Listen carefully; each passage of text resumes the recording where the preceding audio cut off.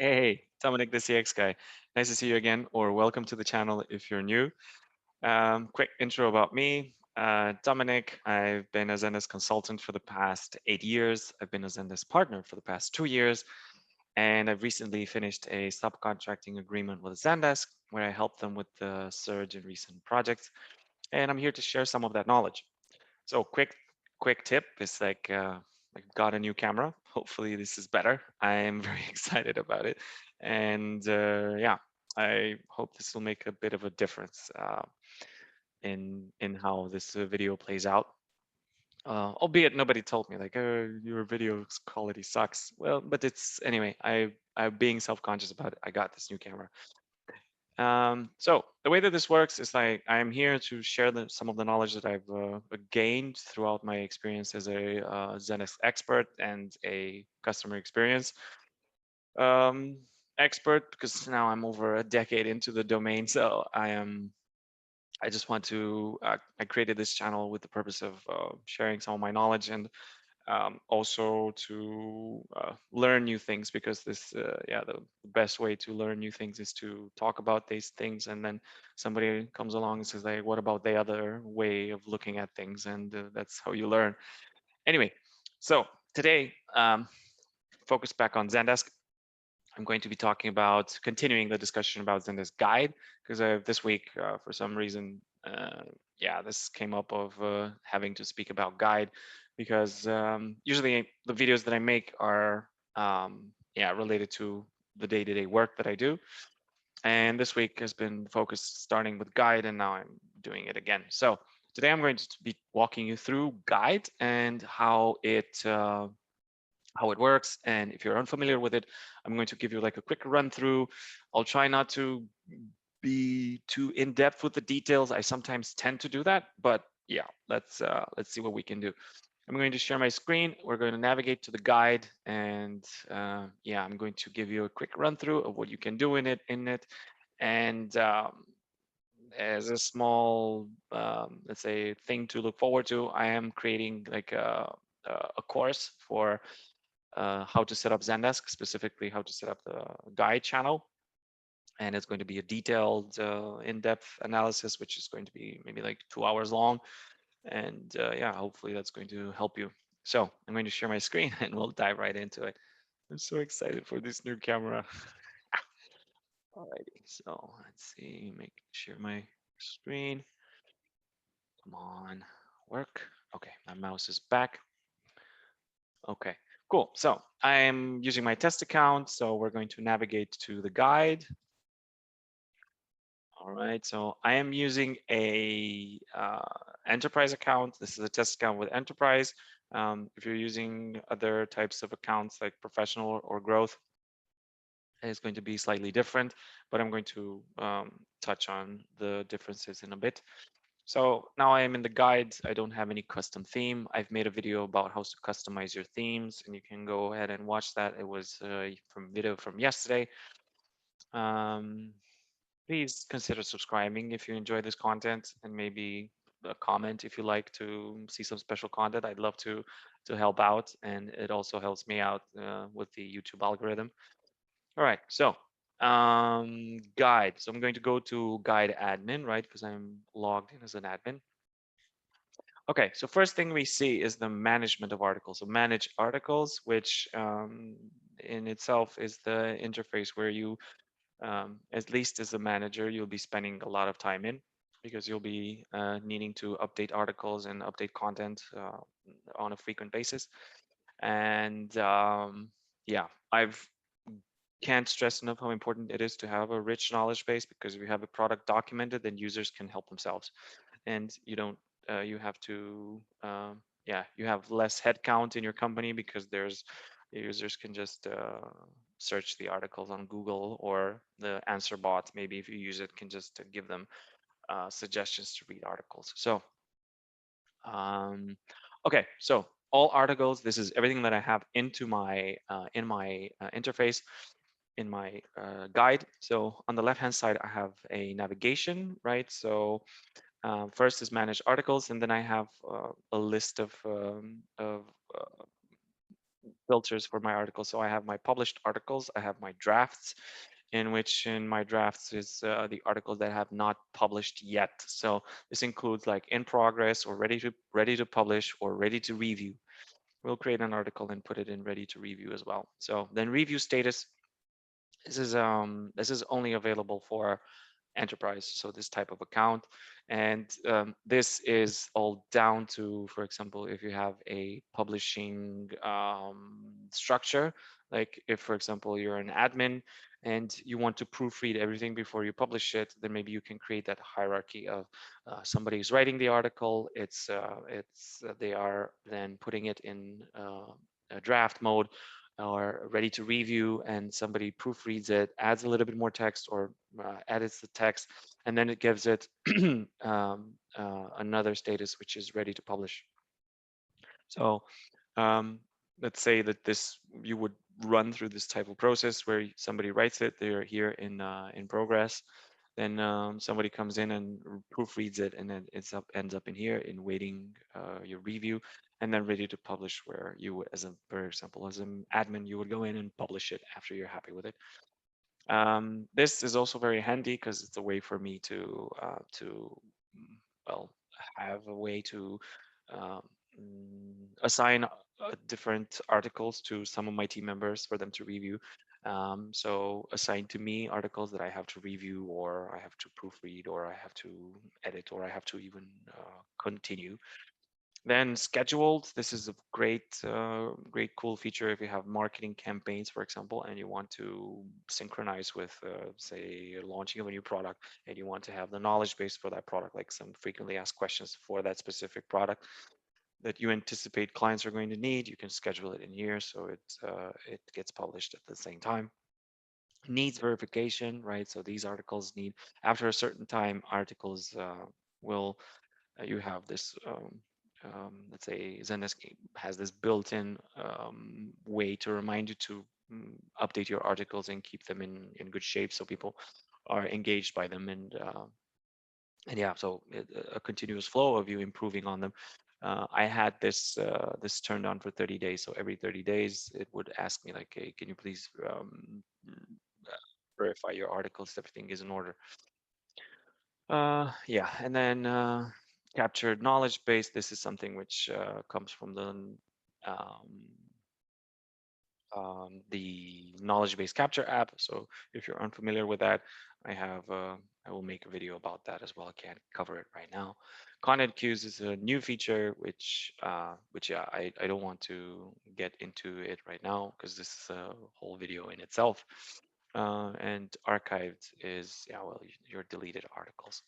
So let's go back to the right hand side where you see here. So these are your the way you can search through articles. I have, for example, worked with this big company, Forwerk, and they have around 1,400 articles. So that's a quite big knowledge base. And if you want to be able to find something specific, you can go ahead and choose the language. You can choose the state review status. Um, for example, this big company has this whole process of publishing articles and management of articles in place, and they have like 5 people just on doing this. So um, yeah, this is depends on the size of your team. Who's the author? Maybe you want to search for something that was written only by you or by a team member. Who's the owner of the article? Who's it been assigned to? When it was created, edited by, approved by. Article placement, who permissions, labels, comments, promoted or not. Yeah, if it's archived. Language, filter by language. So there's so many ways of you to filter by these articles. And believe me, once you start adding quite a lot of articles, this becomes very, very useful. And then obviously you have your the articles.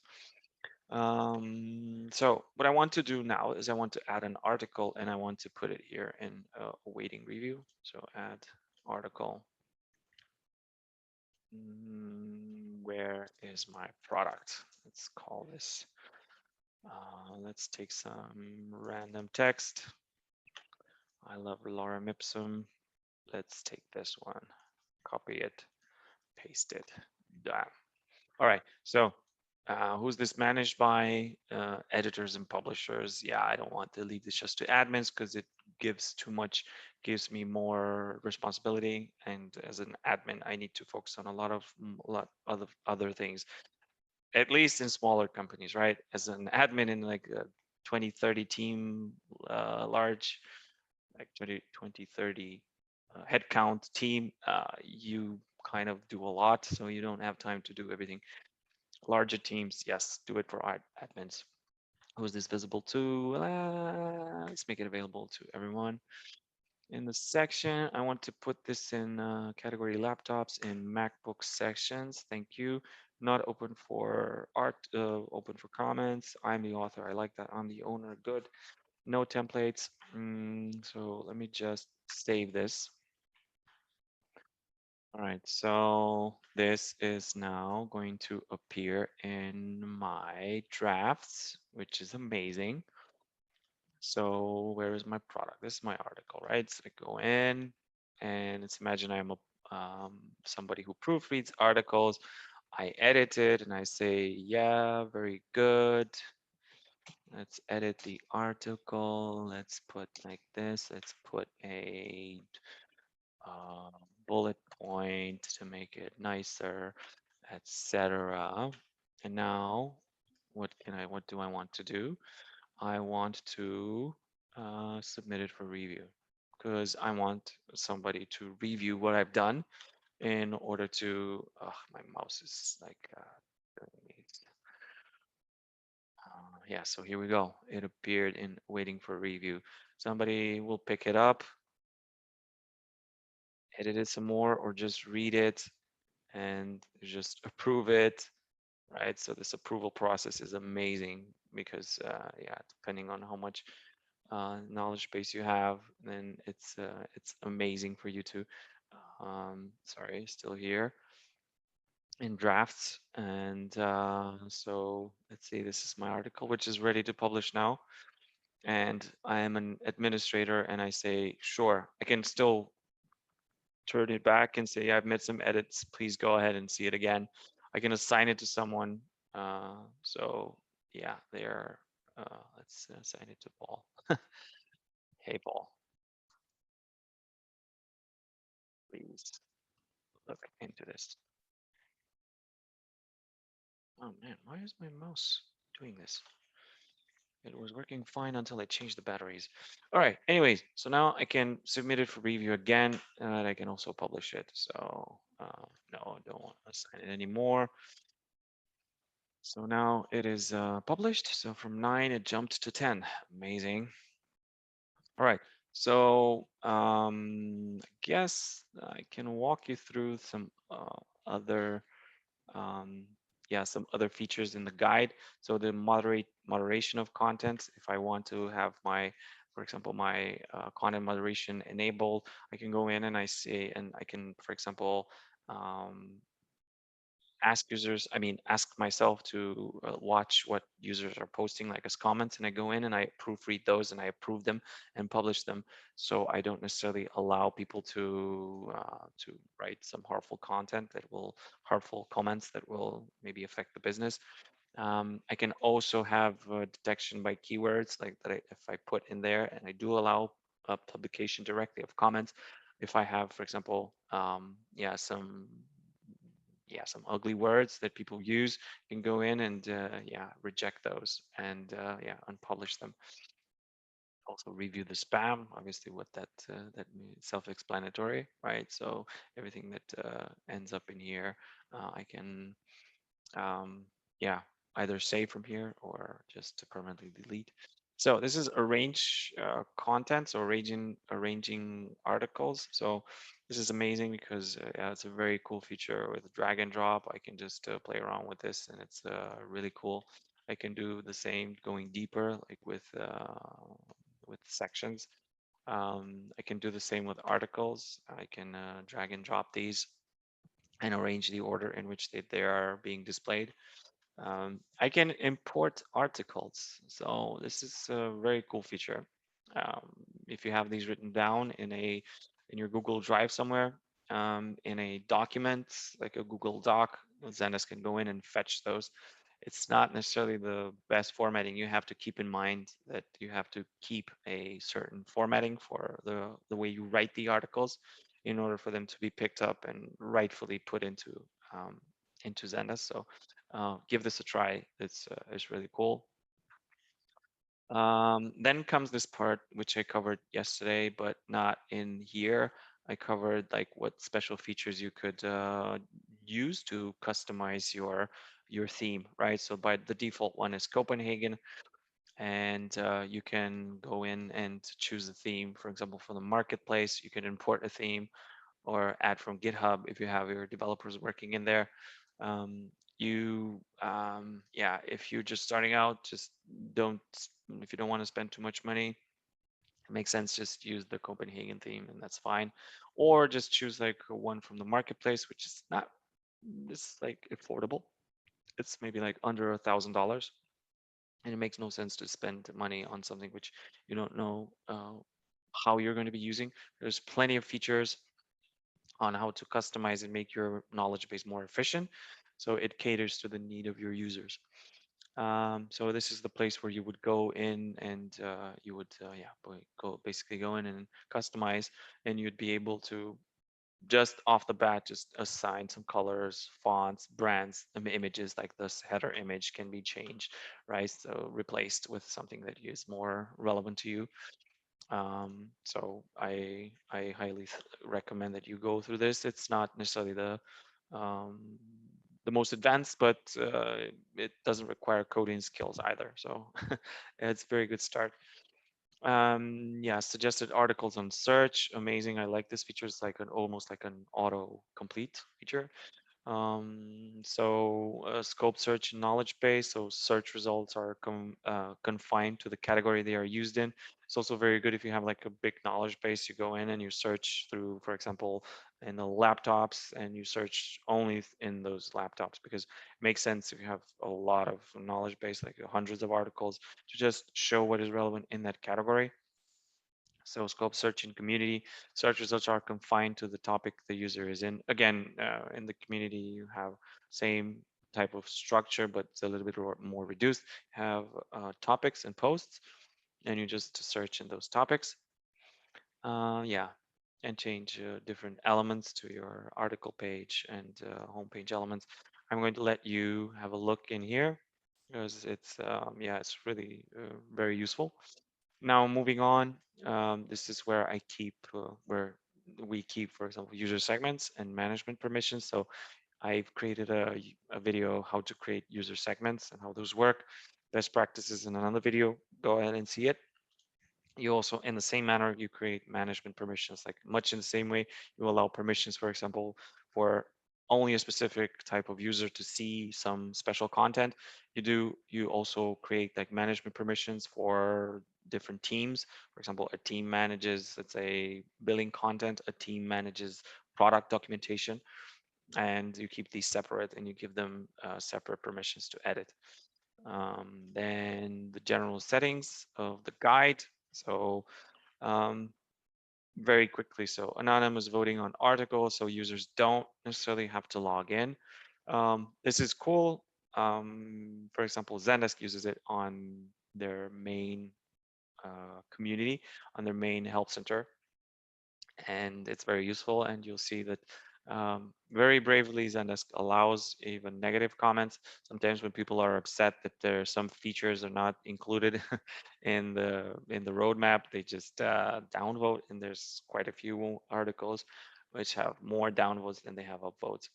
Content moderation, what I talked about earlier. So moderate based on words, or moderate all content if you want to be very controlling on what is being discussed. User profiles, if you want to allow your users to have public user profiles so they can see them amongst themselves, or you just make them private so they don't necessarily see it. Display unsafe content, security setting. Enabling this will potentially allow malicious content to be posted and maybe damage your company's image.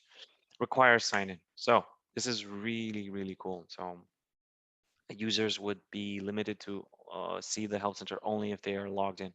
I'm going to be covering in a different video the types of guide experiences that you can have. That you can have open, restricted, or locked. So in this case, require sign in is limited to a user segment. I'm not going to get into it. I want my help center to be open to everyone. Okay, so now requests. So for example, sort by the oldest comment or newest, sort by newest comment to oldest. So this is also useful. So sorting of comments when a customer is looking at a request.